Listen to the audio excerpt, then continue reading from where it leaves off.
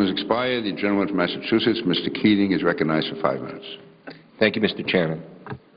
Madam Secretary, thank you for being here today. And last month we had the chance to discuss the aftermath of the death of a 16-year-old Delbonte Tisdale, whose mutilated body was found in eastern Massachusetts in the direct line of a 737 commercial flight that left Charlotte on its way to Logan. And forensic experts have ascertained that Mr. Tisdale breached the perimeter at Charlotte Douglas International Airport, hid before takeoff in the wheel well of the airplane that was bound for Boston Logan International Airport.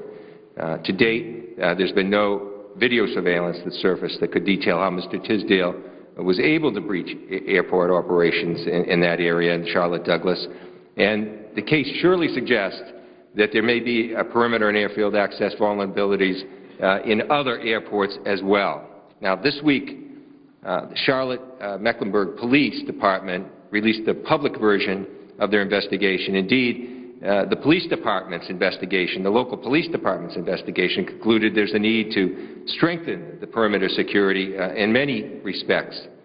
And I'm glad that this airport, a major hub, will be working with TSA to implement these new security measures.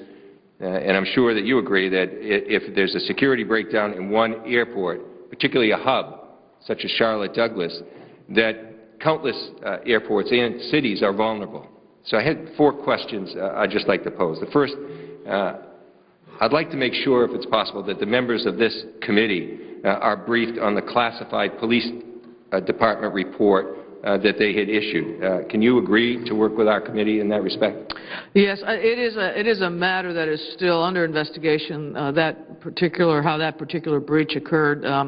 So I'm not at liberty to discuss it in a public setting, but we'll explore when the investigation is complete how we go about sharing that. My understanding is that the local police investigation is complete from local officials. Could you share that local police report, not at least with this committee? Representative, let me look into this. That was not my understanding, so let me look into that. Thank you. And Ranking Thompson and myself asked TSA to conduct its own investigation in this matter. Now that the TSA has the report from the police department, when will TSA commence that investigation? Well, I believe that TSA their investigation is underway, and in addition, we learn from all of these incidents. This is every time there's a breach of whatever type, it is something that we say, well, okay, what happened here? Is it capable of repetition? What needs to happen systemically? You're right to point out the hub nature of Charlotte, if that's indeed where this individual got on board.